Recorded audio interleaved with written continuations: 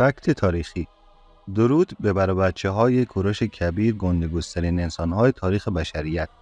همیشه شنیدی که ایرانی‌ها میگن ما هزاران سال پیش منشور حقوق بشر داشتیم و خیلی بهش افتخار. وقتی بقیه تو غار زندگی میکردند و بدون تمدن و بدون فرهنگ بودن، ما منشور حقوق بشر داشتیم. ولی حقیقت خیلی تلخه. این چیزی که بهش میگن منشور حقوق بشر کوروش اصلا منشور حقوق بشر نبوده. اصلش یک نوشته مذهبی بابلیه برای ستایش خدای مردوک. بعداً در قرن 20 بعضی‌ها بهش لقب حقوق بشر دادن تا تاریخ خیلی قشنگی واسه خودشون بسازن. این پهلوی‌ها هم خیلی زرنگ بودن ها. پس اون چیزی که ایرانی‌ها بهش افتخار میکنن نه حقوق بشر، نه به نفع مردم بوده، فقط یه دعا و فرمان مذهبی برای خدای بابل. حالا خودت قضاوت کن، این یک افتخار یک دروغ.